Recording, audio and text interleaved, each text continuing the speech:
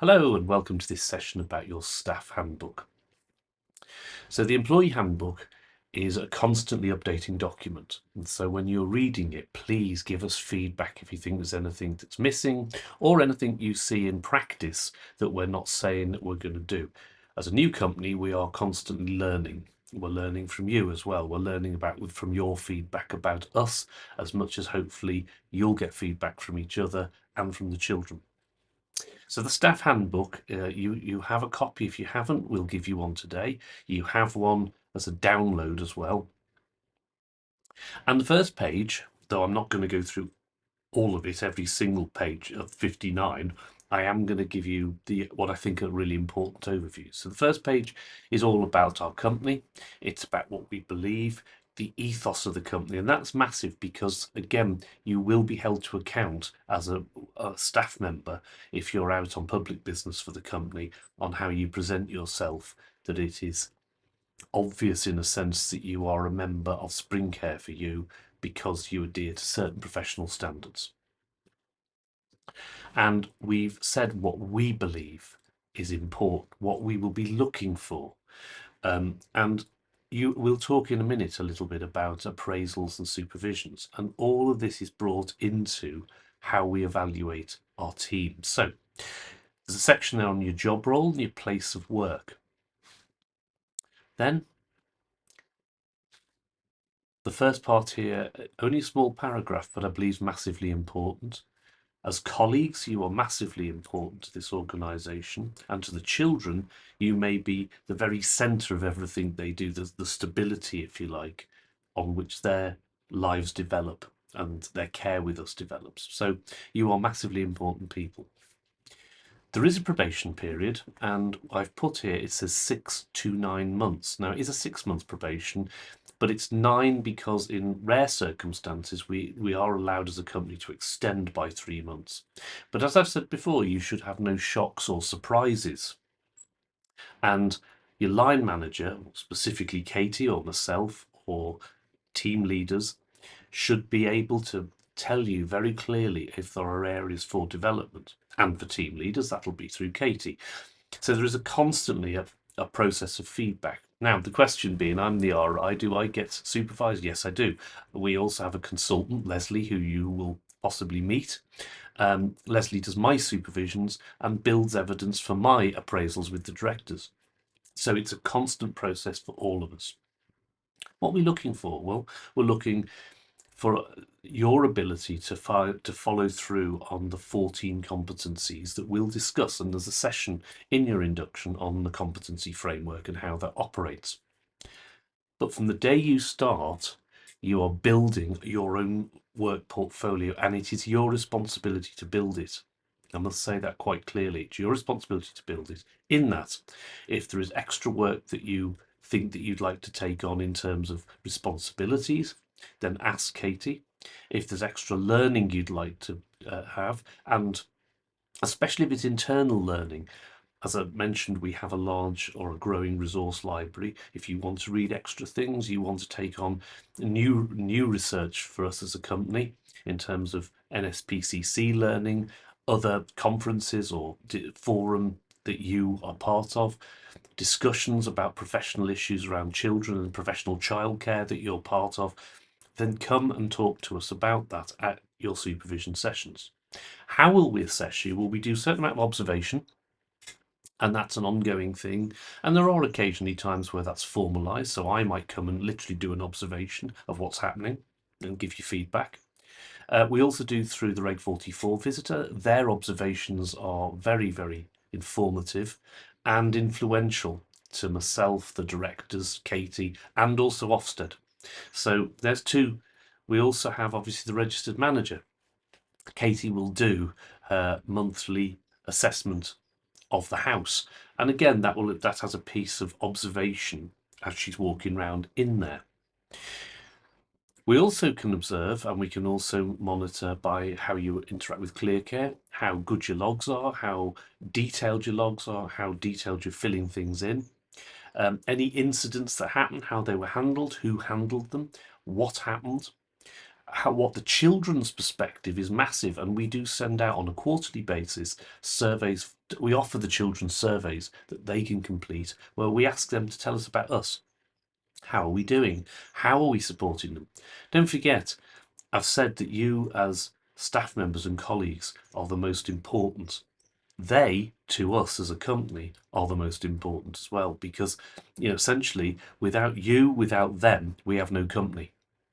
So the views of the children about us and about how we're supporting them is massively important. And also, we will do surveys for yourselves about how you feel.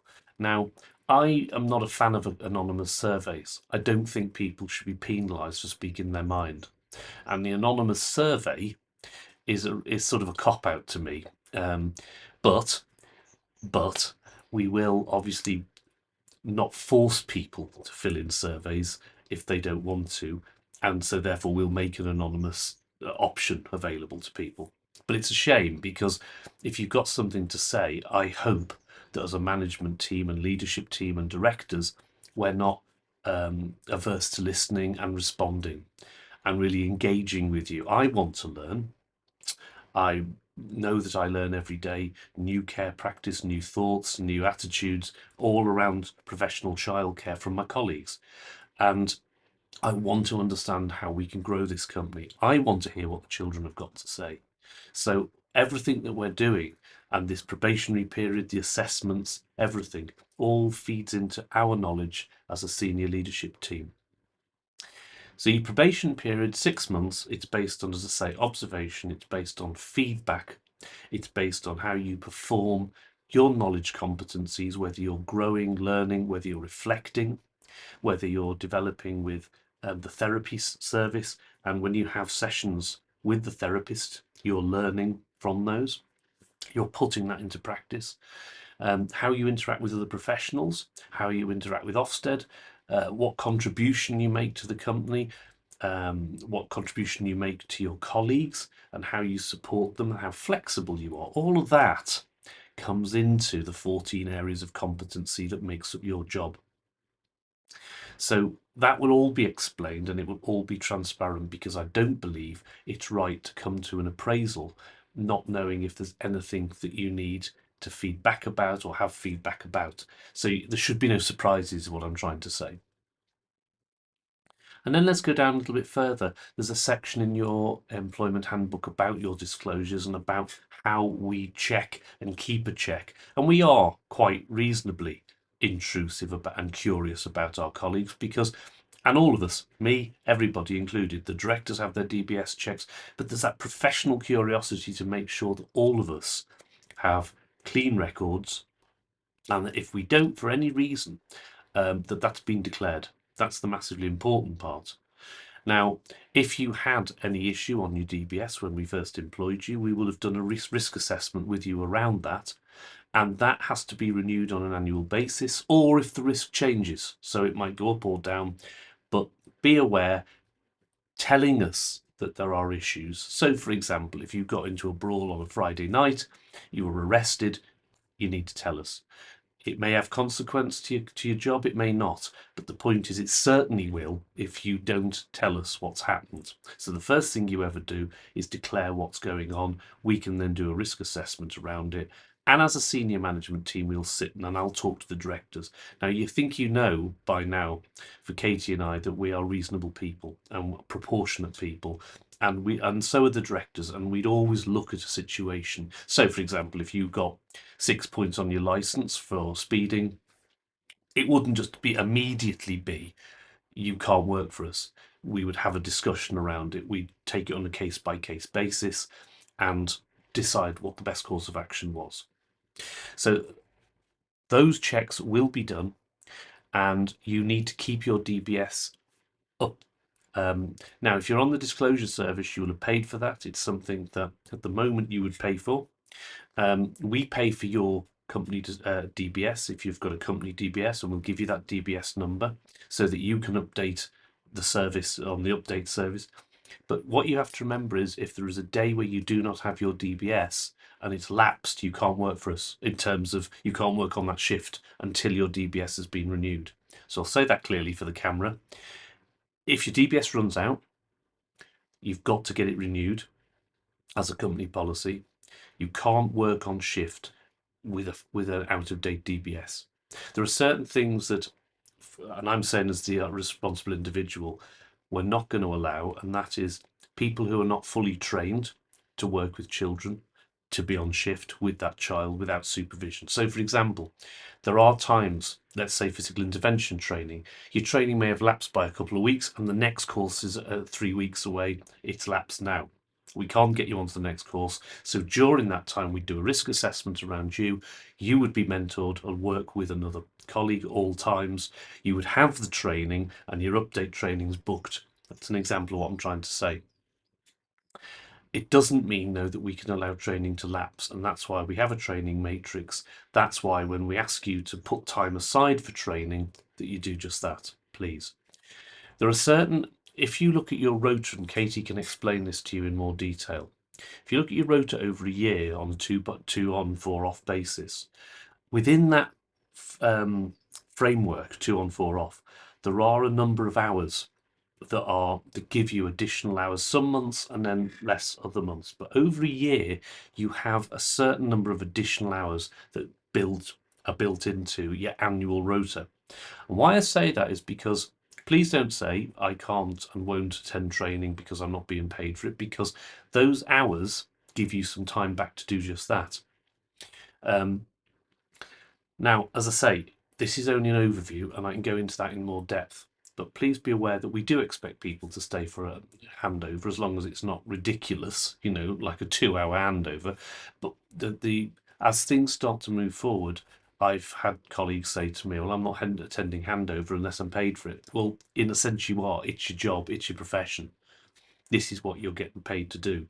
So we do expect handovers to be done properly at the end of shifts, not just whiz off. We also expect staff to attend training. If it's an unreasonable amount, like it's an extra day and there isn't any accrued time over, of course, we will tell you this when the training is going to be, and we'll tell you what the arrangements are for paying for that for staff meetings. The only point I'm trying to make at the moment is there is a certain degree of overlap when you look at your rota over a whole year and the number of hours over a whole year, and you are covered for a percentage of your training time and your staff meeting time within that. Okay. Driving vehicles. We don't expect you to drive children around in your own vehicle. It may happen as an emergency. And if it does, we ask you to have business insurance on your policy. That's everybody. I've got it on mine. It's not massively expensive at all.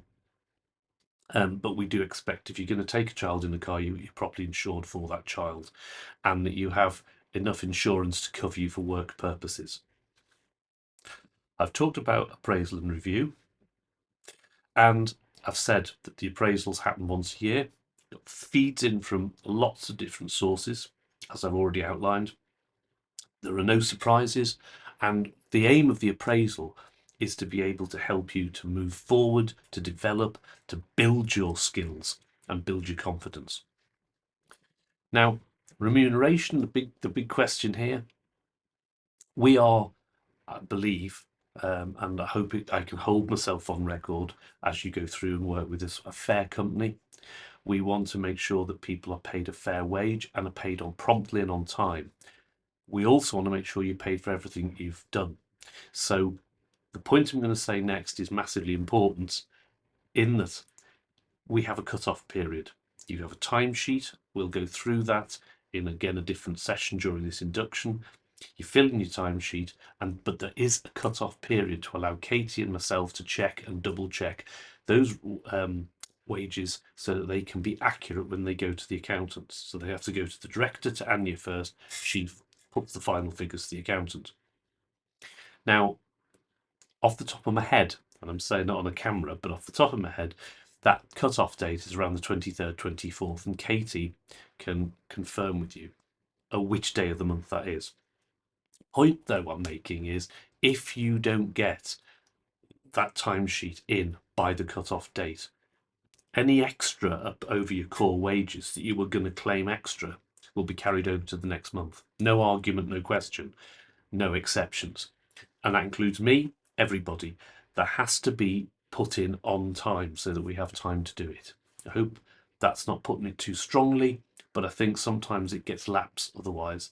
And it's not a difficult exercise to keep track of your own work record. Similarly, if you are working overnight, say for example, and you get up overnight, say through an incident, you've got to be again proportionate and honest about what you're actually claiming for.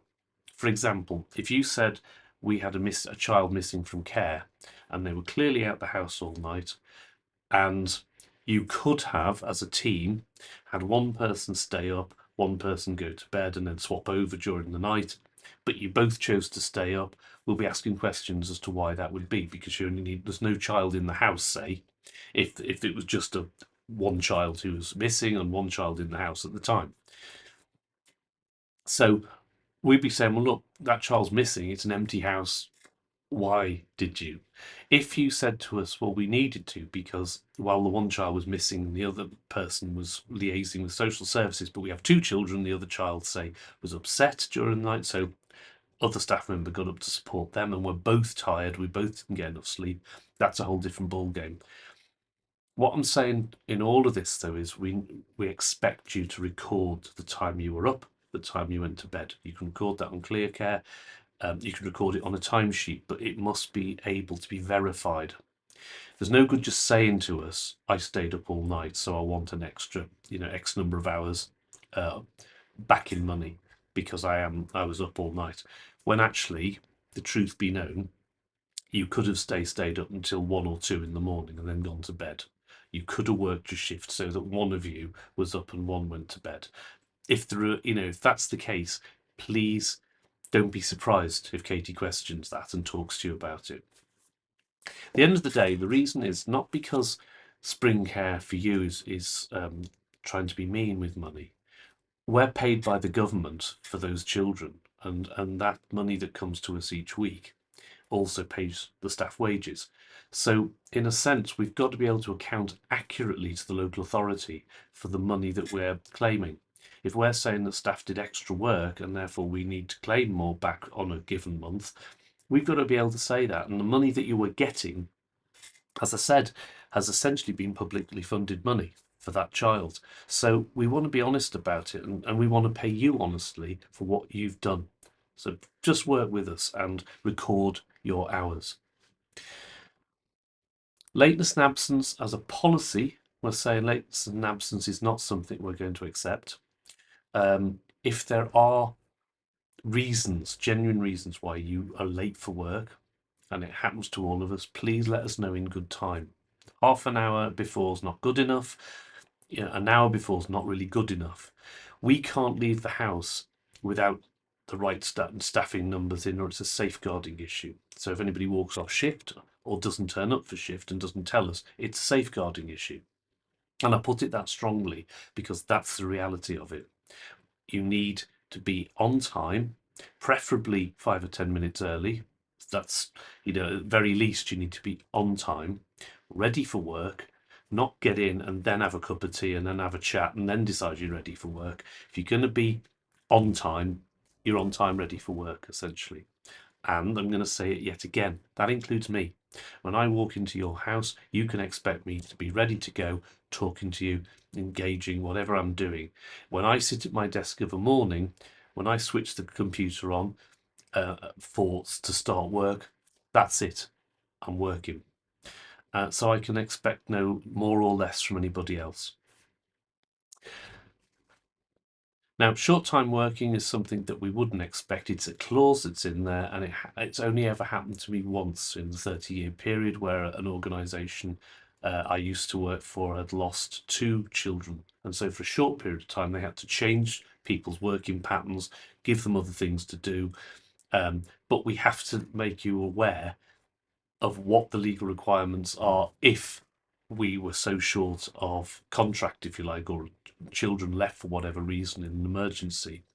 and we didn't have sufficient shifts. We have to make you aware that there are that's something that we have to address.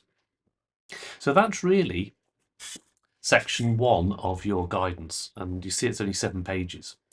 But the next thing is really important. Now, on ClearCare, you will have your policies, and I have to say to you, when you sign that policy form to say I've read them, you're taking responsibility for reading them. Similarly, if you think, oh well, I won't sign it, then it's a matter for discussion, because it's not an optional thing. Ultimately, we need to be compliant with our policies. So what I'm saying is, at least in this probationary period, in this, induction period, have a look at the policies in this section. And as you see, they got to page 61. Now, they are copies of the policies on the policy forms, but I've put the main ones, and there's not all of them, of course. I think I told you there's about 200 of them, but these are some of the main policies that will affect you on a day-to-day basis. So please read them. Please look through them. I'm scrolling as we go. We've touched on a number of them as we've gone, but it's in your best interest to be able to understand and know where these policies are and to have read them. Behaviour at work policy is also called professional boundaries, by the way. And it's massively important because it covers what you do in work and also what you do as a member of our team out of work as well. We have a CCT and media policy. At the moment, we don't have any filming, but we do have CCT available if we needed it. And obviously, we'd be looking at media consent. But it's things like the obvious: don't ever use your own phone to record a child. Don't post a picture or a video on social media of a child.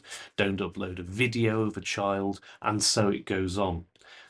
Please read this because, again, this is data protection, and you could be very quickly breaking the Data Protection Act or GDPR if you were to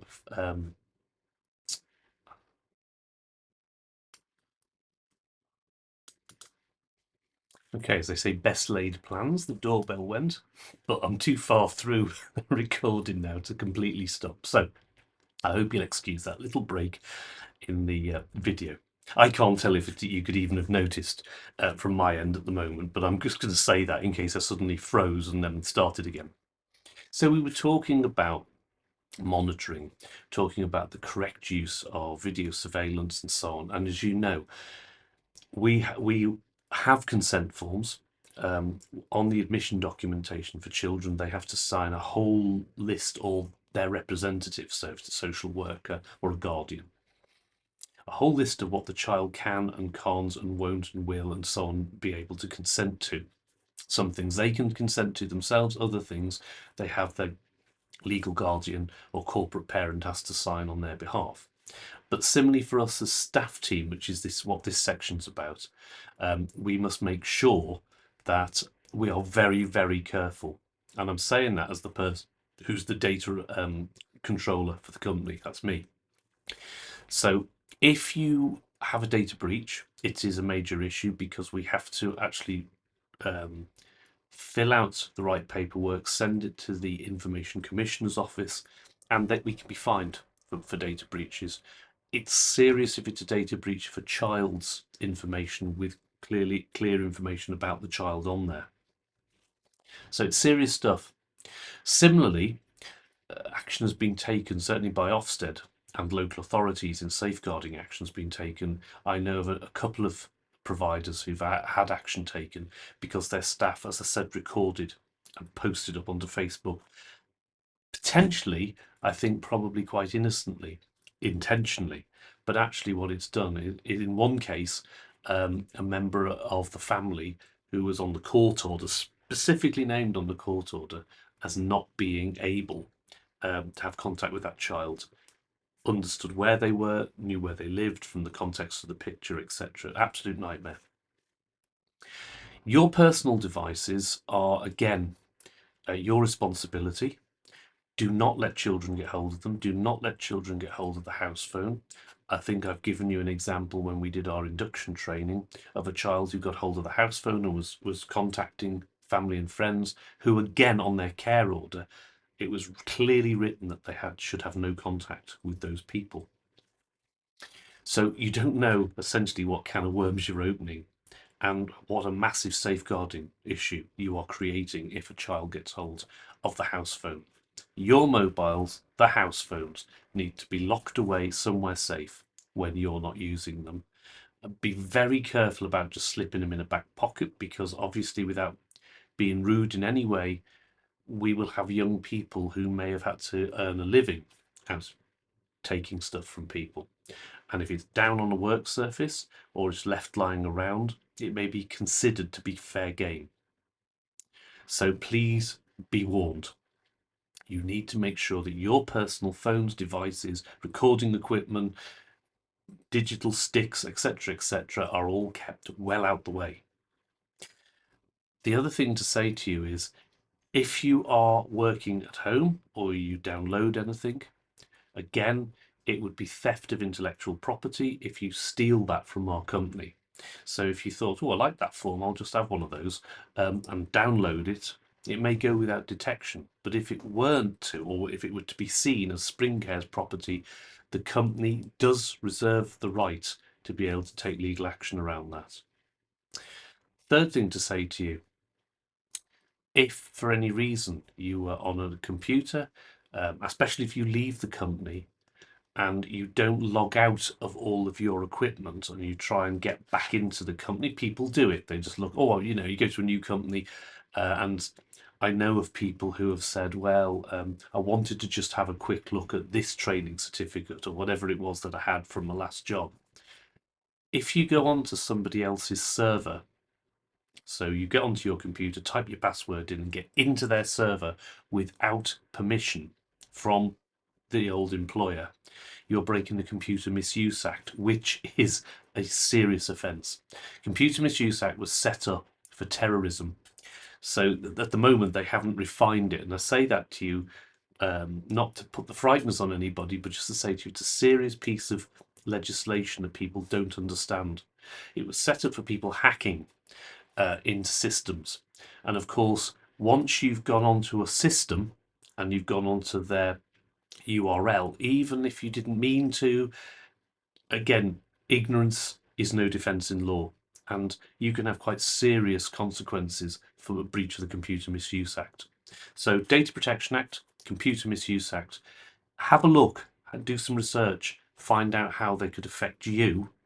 We can give you guidance otherwise as a management team. But the point of that, I've stopped right in the middle of this video just to say to you, please, if you're looking at data, you're downloading data, do not remove data about children from the premises. Do not take data home about children. Do not talk to your partners or husbands, wives, and so on about children. You're breaching certainly our confidentiality procedures, and potentially, if that information, for example, was overheard by one of your children who went to the child's school, talked about it, it got round the schoolyard, whatever, you could be investigated around safeguarding for that breach.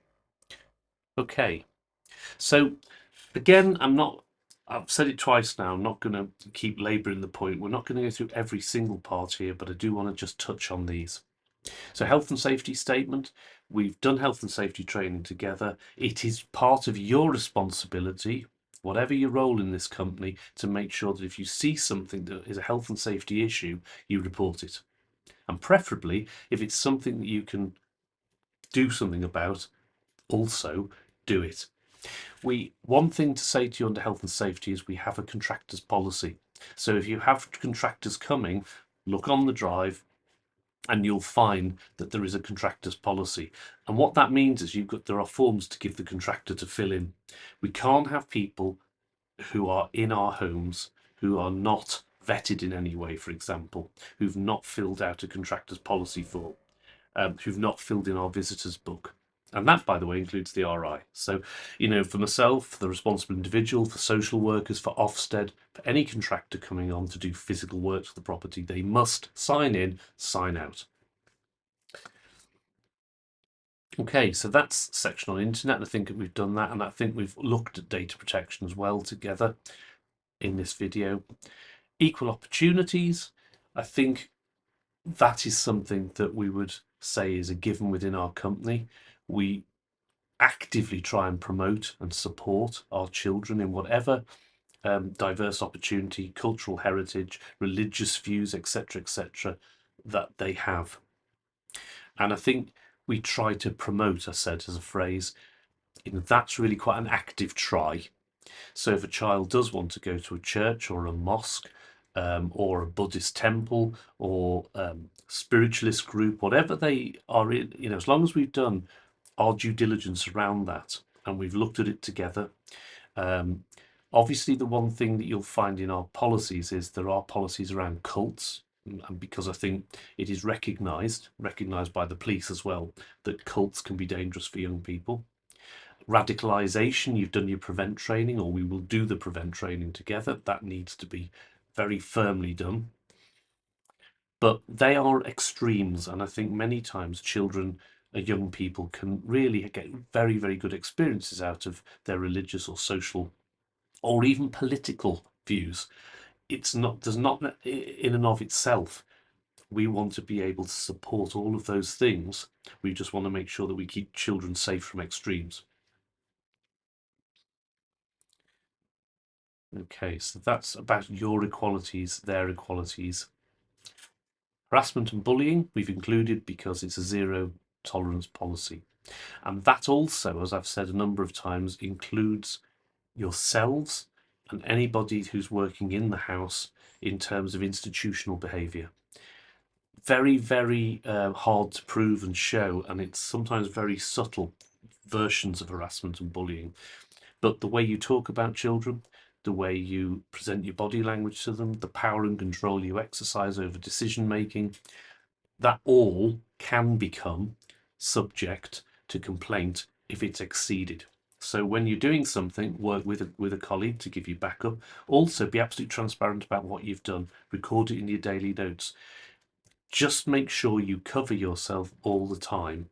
That the way you've treated a child or colleagues, fellow colleagues, or other professionals has been equitable, fair, and without bullying.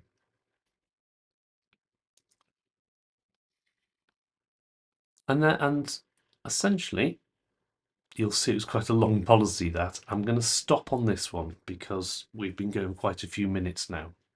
But your whistleblowing policy, we expect all of our staff to be aware of safeguarding, what the risks are to children, all the types of risks that there are to children, the risks within the house and the contextual risks in the community. If you know if there is a risk in the local community, then you need to tell Katie as the registered manager so we can update our location assessment and, if we need to, make adjustments to our statement of purpose if we absolutely need to. We also need to write risk assessments, and you may, as local people, be aware of things that are happening or that a child's got involved with a certain group of people. Please don't keep that information to yourself. You need to whistleblow. If you see bad practice, if you see bad language, if you see a bad attitude towards a child, you need to report that. How? You can talk to Katie as your registered manager. You can talk to your direct line manager. You can talk to me. You can talk to the Reg 44 visitor. And then also, of course, you can talk to the social worker, and then you can talk to Ofsted. I would suggest to you, if you remember that Ofsted's power, if you like, power to affect change comes when they are inspecting a service. I would suspect that the way we would ask you to do it would be to talk to your line manager. If you don't get the response you need, talk to your responsible individual. If you don't get the response you need, talk to a social worker, or, as I say, take it further to a director. You can go all the way up to Ofsted. Reviewing officers, Reg 44 visitors, you can whistleblow, and we encourage that if you're not happy. All we ask is, please at least give us a chance to sort it out first and foremost. If you see something that is an absolute no-no, that you know is wrong, yes, of course, you report it to your line manager and to the registered manager and to myself. you may also choose to pick up the phone to the police. And we will support you in that as a company, because we don't want to see any abusive practice that wasn't talked about, or you thought, well, I'll have a chat about it first and see why they just grabbed that child in such and such a way, or whatever they did. No, you either report it straight away, pick up the phone to a social worker or to Ofsted, or, and probably most appropriately, pick up the phone to the police if you need to, absolutely need to. That's different to complaints and grievances, as you saw there. You have every entitlement to raise complaints and grievances against us as a company. Again, all we'd ask is that you give us the chance to rectify those complaints and grievances, and there is a whole grievance policy and procedure that you can read through, and that's exactly what we'd follow in terms of sorting that out. Children have a right to make grievances and complaints, and the one thing I will say to you is we will not as a company condone trying to cover up complaints. If they need to be made, we try to have a no blame culture, we try to have a learning culture, but there are times where we may need to say to a staff member, you did that, that wasn't the way, that wasn't the right way to approach it. It may be that direct, and I would say that to you, for example, if it was a safeguarding issue of what happened. But I might also say to you, okay, so what are we going to learn from it? And it's very much about sometimes just having to take it on the chin if you know that it really wasn't something that should have happened, because we want to support you to move forward and learn. And also, we want you to challenge us. If you see something I'm doing as the responsible individual that you think is not right, you should challenge me about that as well.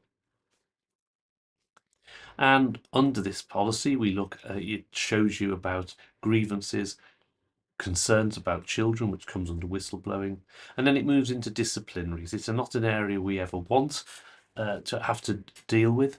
Sometimes disciplinary can happen for totally, it start with what seems to be a totally innocent set of circumstances and then gradually expand. But please be aware that things like allegations, we may have to suspend people with pay. It's not ever a sign that you immediately we think you've done something wrong. It may be to protect you from further allegation, but it's a horrible thing to happen. We hope it won't happen to you in your career. But please be aware, read the section on the disciplinary policy. You have legal rights. Make sure, if you choose to, that you are part of a union so that you've got that professional backup as well. It's important that you cover and protect yourselves. And all of this tells you what will happen and how it would happen in the case of disciplinary action being taken. Capability, policy and procedure, sort of, I'm almost finishing now on page 50, almost where I started when I was telling you about appraisals. We have a set of competencies. We expect our staff team to be competent, not just knowledgeable, to be not just having worked a number of years in a job does not make you competent. You know, we all can do a job wrongly for many years. So we want to show demonstrable or demonstratable, competencies. We have a very clear competency framework. And as I said, there's a separate section on that, separate video. And we'll take you through how that competency framework works and how you can also demonstrate your competencies to your manager, which really does have a bearing over the year on your terms and conditions as well, improves them. So we have a capability procedure. If we do not feel that you are capable to do your job, we have a duty, professional duty, to tell you. And we have a professional duty to support you to try and become capable. If you fight us against it, again, we have to take that into the judgments when we're looking at the end of a probation period, or even if a staff member's gone beyond probation, if they've demonstrated significant incapability to do a job, for the sake of the children, we have to take action. And we, again, hope that never happens. But that's what the capability procedure is.